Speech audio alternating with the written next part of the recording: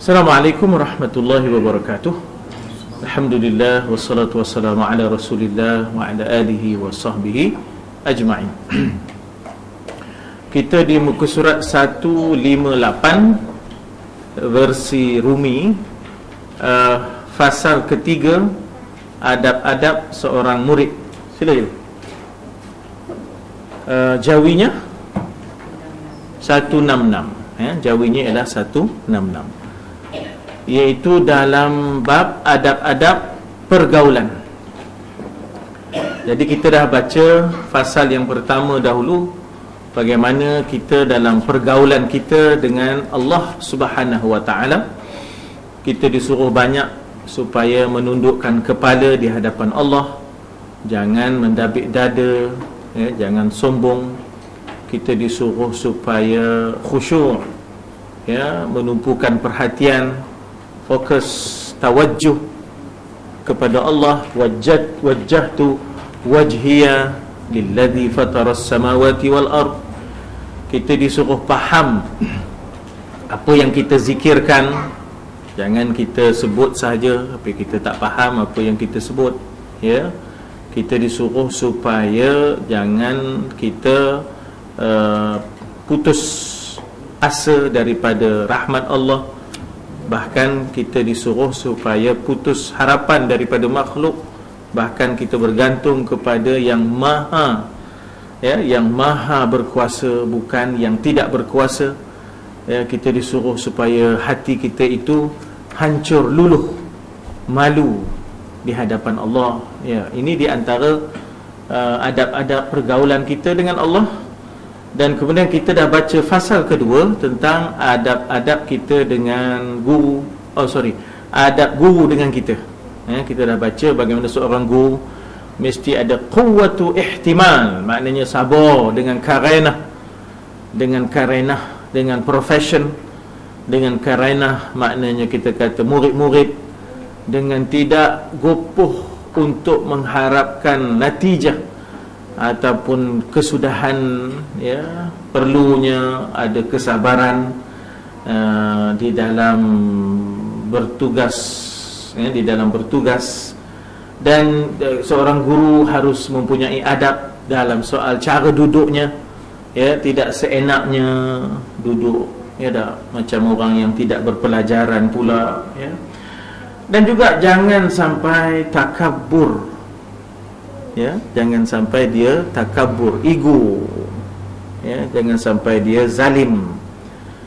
Dan kita dah baca bagaimana kok seorang guru kena ada seriusnya ya, jangan daripada mula sampai ke sudah kiranya loro je, sampai murid dah tak tahu mana yang serius, mana yang nyeloro ya, daripada awal sampai ke sudah. Kelolornya tu kelolornya dah. Disuruh supaya sayang, kasih dengan murid.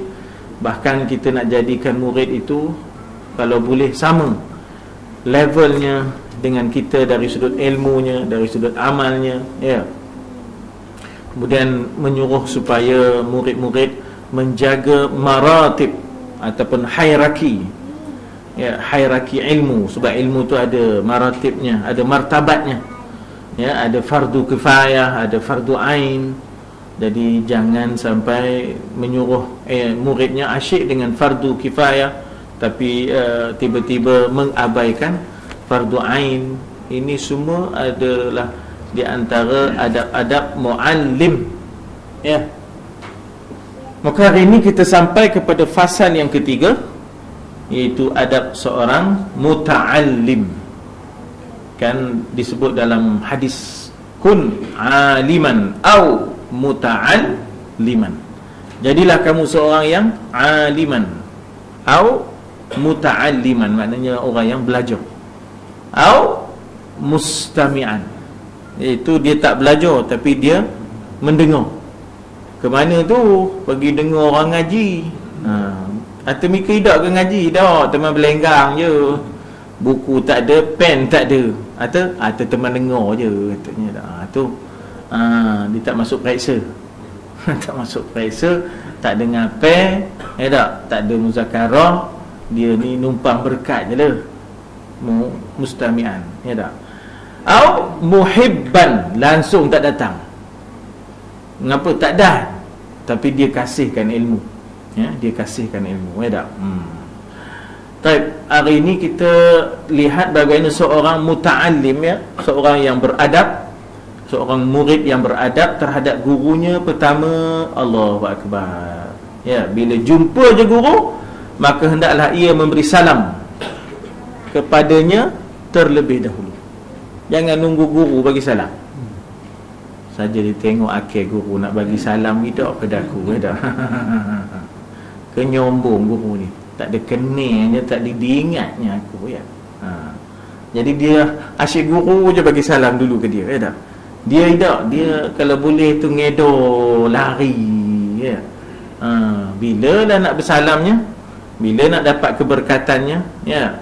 Sebab dalam soal ilmu ni kita kena tawadhu' liman ta'allama minhu, ya. Kamu hendaklah merendah diri kepada siapa yang kamu belajar, barulah dapat ilmu tu, ya, barulah dapat ilmu. Jadi antara cara nak tawadhu' itu ialah memulakan salam, ya. Seorang murid dialah yang memulakan salam, tahiyahnya kepada gurunya, bukan terbalik, ya, bukan terbalik. Yang kedua, jangan membanyakkan cakap-cakap di hadapan gurunya sampai tenggelam, ya tak? Sampai tenggelam, ya, maknanya ataupun kita kata udah guru dah kurang bercakap, kelas tu dah jadi terbalik. Kelas sudah jadi terbalik, udah guru dengar labun dia je sudah, tak henti-henti dia berlabun, ya, tak henti-henti dia berlabun. Jadi jangan begitu di hadapan guru. Hendaklah dia maknanya datang dengan gelas yang kosong, ya, datang dengan gelas yang kosong. Jangan datang dengan gelas yang penuh. Apa nak diisi, apa nak dituang, ya. Yang ini biasalah kita dengar, ya. Profesor Jerman dengan Profesor Jepun, ya. Profesor Jerman datang ke Jepun, konon-kononnya nak belajar, ya tak? Tapi dengan satu sikap yang egois, bahawa merasa dirinya sempurna. Pergi ke Jepun tu apa dia nak test, ya, dia nak test. Maknanya Profesor Jepun bukan nak mengaji, bukan nak belajar daripada Jepun, ya. Atau Jepun ni dia boleh baca, ya, daripada body language Profesor Jerman ni, Jepun ni boleh baca, ya. Sudahnya macam mana dia nak maknanya bagi dan hantar isyarat yang berkesan, dia pun seperti biasalah minum teh cawan kecil, ya tak? Minum teh cawan kecil, ya tak? Letaklah meja Jepun, ya. Letak meja Jepun, tuang letih cawan kecil. Dituangnya penuh, ya. Dituangnya penuh sampai melempar. Udah basah meja, ya. Tuangnya lagi. Udah kena Profesor Jerman tu, ya tak? Tuangnya lagi. Oi, Profesor Jerman tu bangkitlah, ya tak? Lalu ke basah seluar dia. Sudahnya melentinlah Profesor Jerman tu, ya. Apa kepesennya? Tapi taklah cakap perak pula, kan. Apa kepesennya? Dah kamu nampak air dah penuh melempar, yang kamu tuang juga ngapa, ya? Itulah rupa kamu. Kamu datang kemari, kamu rasa diri kamu tu bagaikan gelas yang penuh, ya tak? Bila dah gelas yang penuh datang kemari, bila nak belajarnya, serupa macam dah melempar ni tadi, ya tak? Dah melempar ni tadi. Itu biasalah kita dengar, ya tak? Saja nak ulang siaran ulangan, ya tak? Jadi jangan kita, ya Allah, pergi nak mengaji ni, kita menganggap guru kita lebih daripada guru, dan kemudian labun kita, ya kan? Ya, labun kita je, guru udah terpengap, ya tak? Kadang-kadang tu kita ada lebih, mungkin kerana kita dengar lebih dan kita baca lebih, tapi bukan masanya untuk kita tunjuk pandai depan guru. Cari jalan untuk muzakarah, tapi jangan sampai mencacatkan orang lain. Kes begini biasanya dalam bab ilmu nahwu. Dia dah ngaji lama bahasa Arab ni, daripada zaman Cikgu Dolah lagi dia ngaji, kan? Lepas tu dia ngaji pula di Kolej Islam, dia ngaji pula dengan Ustaz Rahman arwahnya, ngaji pula dengan arwah Ustaz Adam. Dia pun masuk kelas yang dia masuk tu mubtadi', beginners. Dia mula lah kan. Dia mula lah. Udah dia pula dah cakap, cikgu dah diam. Cikgu mengambil kira yang datang ni adalah terdiri daripada golongan yang permulaan kan.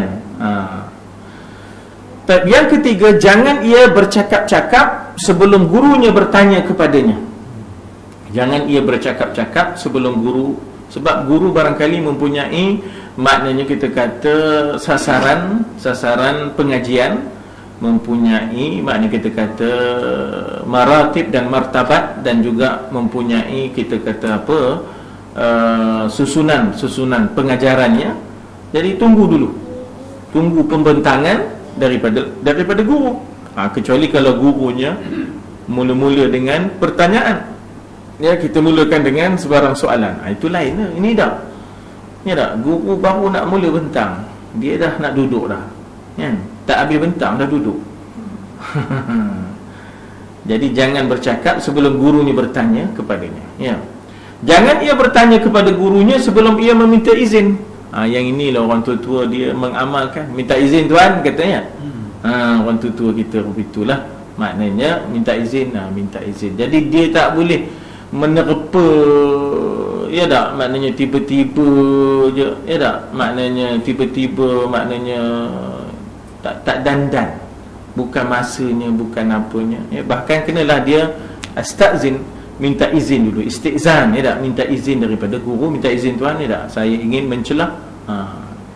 Yang kelima, jangan ia menyangkal, menunjukkan rasa tidak puas hati terhadap perkataan gurunya, seperti ia berkata, si fulan itu menyalahi akan yang engkau katakan. Cikgu cakap tu tak sama dengan yang cikgu sana tu. Ya, yang ustaz cakap tu tak sama dengan yang ustaz sana ni. Maknanya dia menjatuhkan martabat guru lah, ya, dia menjatuhkan martabat guru. Eloknya jangan dia membuat perbandingan, ya, jangan dia membuat perbandingan begitu. Tak payahlah sebut ustaz si fulan tu, tak payahlah sebut ustaz si fulan tu. Jadi jangan dilaga-lagakan, jangan pula diperendah-rendahkan ustaz si fulan tu, ataupun ustaz di hadapan dia, guru yang di hadapan dia diperendahkan. Jadi ini tidak beradab, ya, ini tidak beradab, ya. Sebab itulah makanya kita kata bahawa memilih bahasa, memilih perkataan, ya tak, untuk mengemukakan soalan. Jadi tak boleh dia buat macam sama level, macam kawan jadi buatnya tak, ya. Ini sebenarnya ada dalam surah Hujurat, ya, dalam surah Hujurat dia sebut di situ, la tuqaddimu, jangan mendahului. Satu, la tarfa'u, jangan angkat suara sampai tenggelam suara guru, ya tak. Kemudian jangan kamu, ya, la tarfa'u aswatakum fawqa sautin nabi wa la tajharu lahu bil qaul kajahri ba'dikum li ba'din. Jangan kamu bicara sama guru tu macam kamu bicara dengan kawan, sama tahap begitu, ya. Bahkan suara kamu kena rendah sikit daripada suara guru. Wala tajhar lahu bil qawli kajahri ba'dikum li ba'd, ya tak. Kemudian dalam surah Hujurat juga disebut bahawa kena pilih masa, ya. Walau sabaru hatta takhruja ilaihim lakana khairan lahum, ya tak. Mesti ada kesabaran. Ya, mesti ada kesabaran. Jangan seenaknya bercakap ataupun berbuat sesuatu yang di luar daripada keselesaan guru, begitu, ya tak. Kemudian dikata apa di sini, jangan berbisik dengan orang yang duduk di tepinya, ya, sampai guru pun kata, apa dia ni bisik apa silapnya teman, ya tak. Tak kena apa teman ni yang dia boleh berbisik dengan orang sebelah ni, menimbulkan gangguan, ya, dia boleh menimbulkan gangguan konsentrasi pengajaran, ya tak, ketika gurunya memberikan pelajaran. Dia sebenarnya bukan apa, kalau dia ada dua penghormatan itu, satu menghormati guru, yang kedua ilmu tu, menghormati ilmu tu. Ya, satu menghormati guru, dua menghormati ilmu tu. Sebab ilmu itu adalah mulia. Ilmu itu adalah mulia. Jadi maknanya kalau dia sudah tidak hormat pada guru, satu hal. Yang kedua, dia sudah tidak hormat pada ilmu tu, udah dia berbisik hal lain pula. Mika lepas ni nak ke mana? Kan? Nak ke dinar ke nak ke dirham? Dinar ni kedai makan dekat Jemuan. Jadi nak ke dinar ke nak ke dirham? Kan. Jadi jangan buat begitu, tak? Jangan buat begitu. Yang ke-6. Tak, yang ke-8 jangan ia berpaling ke kiri dan ke kanan di hadapan gurunya. Ini kita dah sebut dah. Dengan Tuhan pun begitulah. Bila kita berzikir, tak? Bila menghadap Tuhan, jangan meliarkan mata, jangan meliarkan pandangan, tak? Dan di hadapan guru pun begitulah, tidak memberikan perhatian, ya, ke kiri kejap ke kanan di hadapan guru, tetapi hendaklah ia menundukkan kepadanya dengan penuh tenang, beradab, seolah-olah dia sedang sembahyang. Dikatakan bahawa para sahabat tu bila berada di hadapan Nabi tu, ya Allah, punya jaganya tu, sampai burung boleh hinggap. Burung ingatkan tunggui kayu. Burung boleh hinggap, burung ingatkan tunggui kayu. Maknanya begitulah, maknanya kita kata bagaimana kedudukan sahabat di hadapan Nabi itu. Ya Allah, ya tak? Maknanya tak berketiknya satu. Yang keduanya begitu taatnya tu, ya, begitu taatnya di hadapan Nabi. Ya Allah, menjaga sungguh, ya, menjaga sungguh adabnya. Tidak ke kanan, tidak ke kiri, menundukkan. Sampai dikatakan bahawa burung anggap bahawa ianya adalah bagaikan, maknanya kayu yang tercacap sehingga burung hinggap. Begitulah. Yang ke-9, jangan ia membanyakkan soalan kepada gurunya ketika ia letih. Ia di sini guru ke, ia di sini murid ke? Rasa saya guru. Guru dah tak lalu, ya tak? Maknanya dia sepatutnya memberikan sedikit rasa rehat, rasa lapang kepada guru. Jangan disakitkan ataupun diberat-beratkan lagi, ya? Diberat-beratkan lagi. Ini dalam surah Hujurat pun ada. Sebenarnya dema beratkan Nabi, iaitu dengan mereka panggil Nabi dengan bahasa yang tak kena. Ya Muhammad, ukhruj ilaina. Dia panggil Muhammad, dia tak panggil ya Rasulullah. Itu dalam surah Hujurat. Satu.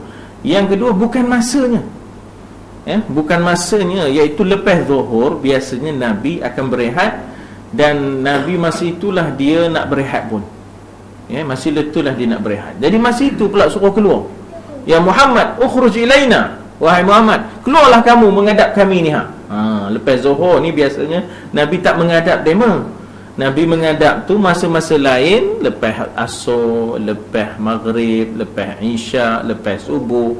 Lepas zuhur tu Nabi nak rehat lah. Memang kita tahu bahawa Nabi qailulah. Ya, qailulah ni tidur seketika untuk simpan tenaga di waktu malam. Ya.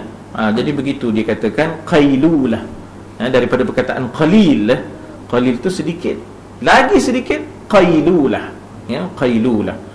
Jadi oleh kerana itu jangan menambahkan rasa penat, ya, menambahkan rasa penat.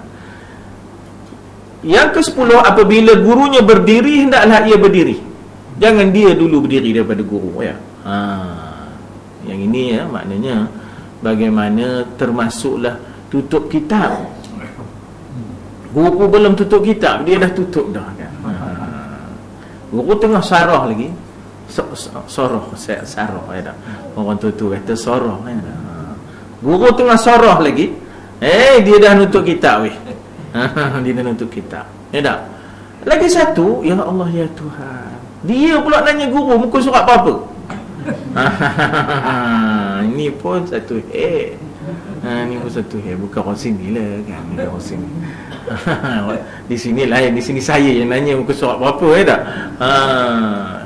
Maknanya betapalah, ya tak? Betapalah. Lepas tu tak dengar lah pula tu, Ya Allah, dah kabur tak dengar lah pula. Ya tak? Tak berapa kali nak ulang. Ya Allah, ya tak? Mana buatnya, ya Allah. Sebab itu seorang guru kena sabar. Seorang guru kena sabar, tapi seorang murid kena memperbaiki diri lah.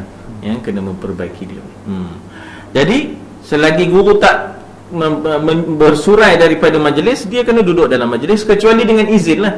Ya, minta izin untuk keluar lebih awal, ya tak? Yang ke-11, jangan mengikuti gurunya dengan perkataan soalan ketika ia bangkit dari majlis. Barangkali gurunya ada benda yang cepat nak diselesaikan, ada hajat yang perlu ditunaikan, masa itu dia maknanya menghalang-halang. Dia menghalang-halang, jadi dia mengganggu. Jadi kadal muallim ay yakuna nabiyya, hampir-hampirlah muallim itu bagaikan nabi. Maknanya tak usahlah, ya, tak usah. Kalau nabi itu jangan diganggu-ganggu, ya. Begitulah seorang guru tu sebaik-baiknya ialah kita jaga sungguh. Sebab itu maknanya orang muhajirin ni banyak benda nak tanya tapi dia pun tak tanya. Dia menumpang orang Ansar bertanya. Orang Ansar ni gemar bertanya. Orang Ansar ni gemar bertanya, tak? Orang muhajirin ni beradab sungguh dengan Nabi. Banyak benda nak ditanya, dia pun tak bertanya. Jadi dia menumpang orang Ansar bertanya, ya tak? Dia sampai ke tahap itu, menjaga sungguh jangan sampai menyakitkan Nabi, ya tak? Yang ke-12, jangan bertanya kepada guru di tengah jalan. Ya, maknanya kita kata bahawa biar jangan sampai guru terpaksa berdiri lama, tergalang-galang dia nak nyampai ke rumahnya, ya, dia nak sampai ke tempat duduknya. Dia sampai ke rumah ataupun dia sampai ke tempat duduknya, barulah bertanya. Ya, barulah bertanya. Sebab apa? Maklum sajalah sekarang soalan ni perlukan jawapan. Jawapan perlukan dalil. Dalil perlukan syarah. Mudahnya buka kitab kan? Mudahnya buka kitab berdiri, ya tak? Ya, jadi maknanya tak mungkin kita kata seorang guru tu hanya menyatakan hukum tanpa pendalilan, tak mungkin menyatakan pendalilan tanpa syarah. Jadi itu yang jadi panjang, tak kenalah. Di tengah-tengah jalan orang itu kalau boleh cari jalan supaya dapat selesa duduk dan sebagainya. Ya. Yang ke-13, jangan jahat sangka, prejudis. Ya. Ijtanibu kathiran minadh-dhanni, ya, inna ba'dadh-dhanni ithmun, ya. Wahai orang-orang yang beriman, jauhkanlah diri kamu daripada bersangka-sangka. Ijtanibu kathiran minadh-dhann, jangan banyak sangat menyangka-nyangka begitu, ya. Jangan sangat, jangan dilayan-layan was-was syaitan, ya, jangan dilayan-layan, ya. Jadi dia kata sebahagian besarnya adalah dosa. Inna ba'dadh-dhanni ithmun. Jadi jangan jahat sangka terhadap gurunya apabila ia melihat gurunya mengerjakan sesuatu pekerjaan yang pada zahirnya menyalahi ilmunya. Ya kan, kadang ada aspek yang kita tak mendalam. Ada aspek yang kita tak mendalaminya dan kita hanya ukur pada zahir. Sedangkan sesuatu itu ada zahir dan ada batin.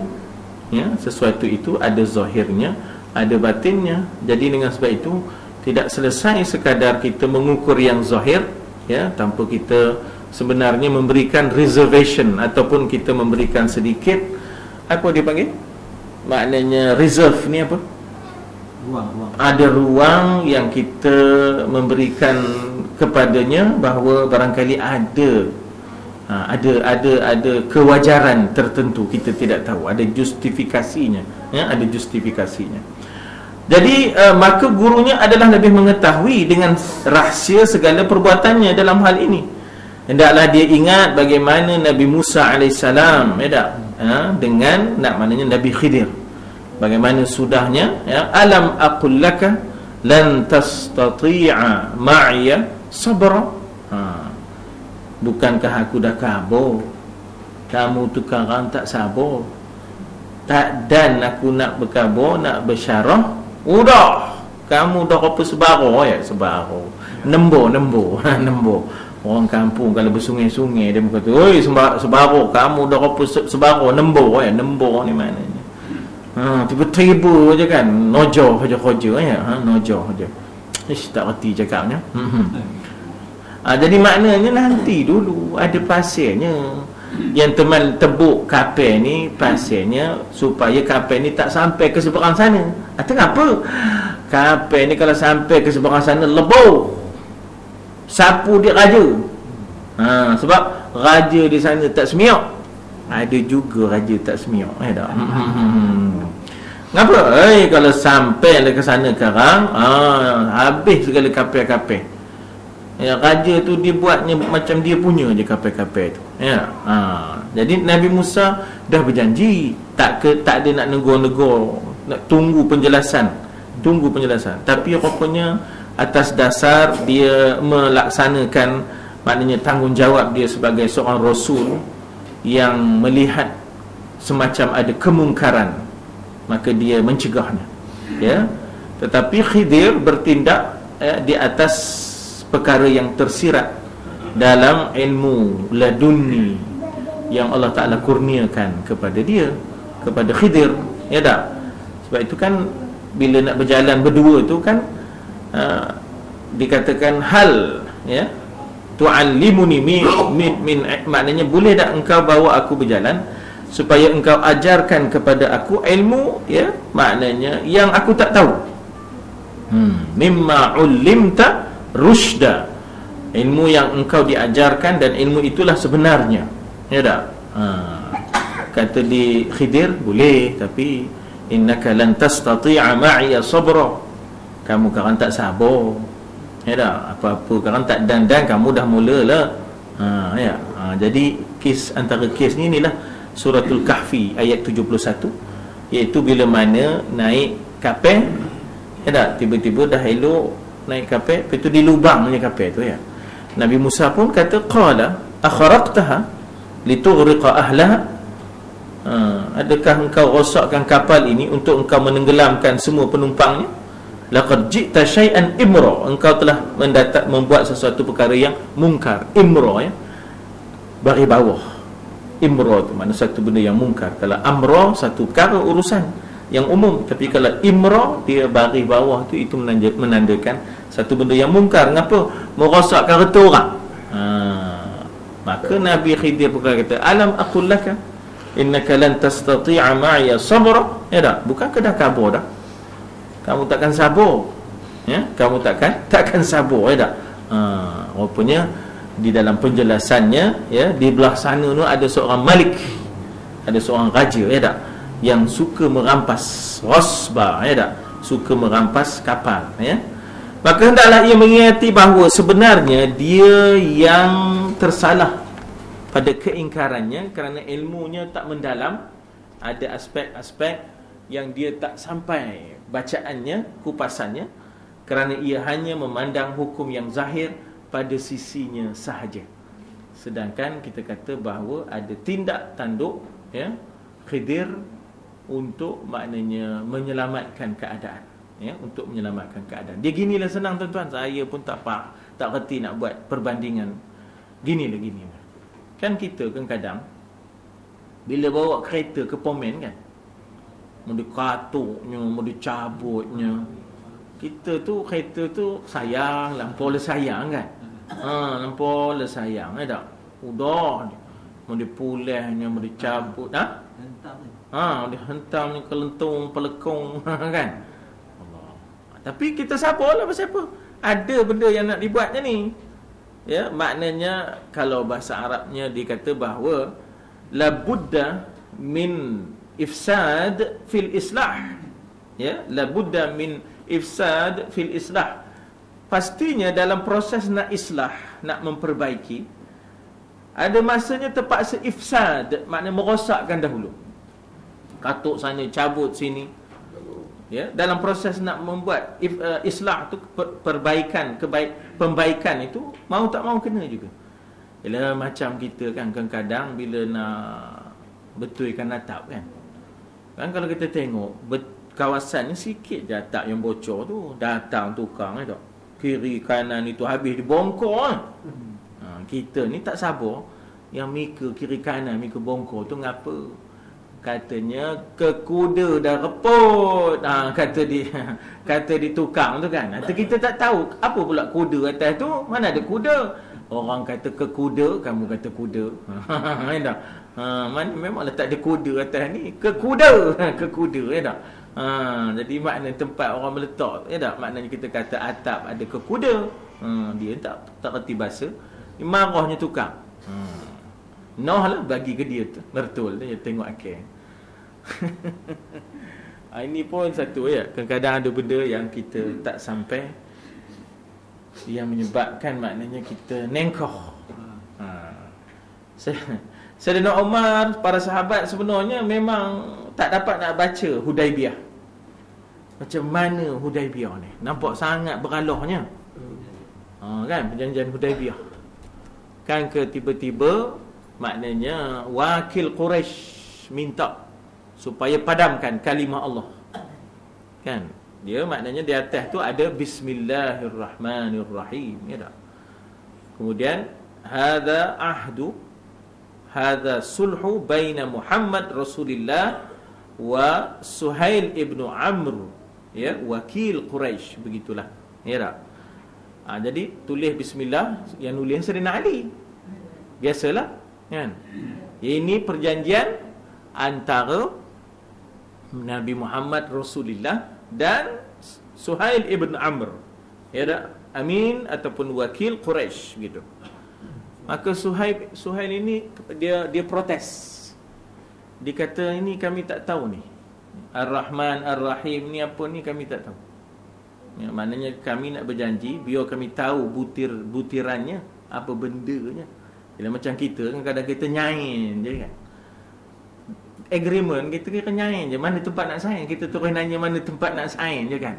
Apa bendanya kita harap malas baca. Atau cakap gomin pula tu. Malas baca kan. Udah ya dah rugi ya. Udah terlepas hak.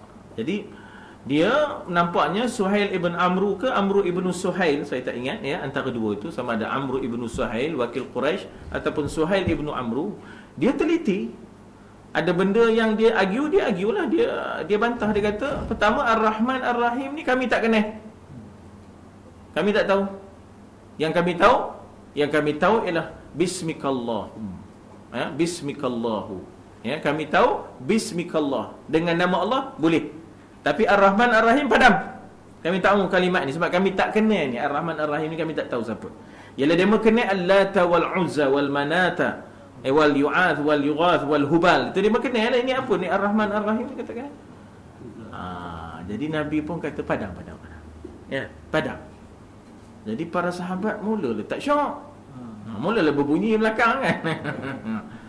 Pasal pula. Ni, udahlah kita masuk Mekah tak boleh. Dia perjanjian Hudaibiyah tu menghalang orang Islam daripada masuk Mekah. Di Hudaibiyah nama tempatnya, lebih kurang 10 km daripada Mekah. Orang Islam dah datang 1000 orang dengan kambing apa semua, kain ihram dah pakai. Udahlah kita tak boleh masuk. Padahalnya kota Mekah tu man dakhalahu kana amina. Siapa masuk dia akan aman. Ini tak boleh masuk pula dah. Udahlah masuk tak boleh.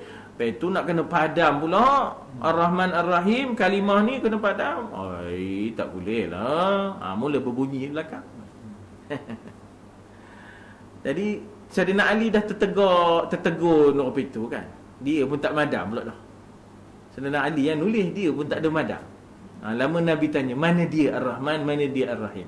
Sayyidina Ali pun tunjuklah Ar-Rahman ini, Ar-Rahim ini. Nabi sendiri madam. Nabi meraba. Cakap orang kampung, meraba. Tu dia raba tu sebenarnya kan. Raba. Itu orang kampung. Nak cakap orang putih. Cakap kamu ambil raba, kata aku nak meraba. Lepas tu ni siapa ni? Yang ni kami tak setuju yang ni ya. Maknanya hadza sulhu baina Muhammad Rasulillah ni. Rasulillah ni kami tak setuju.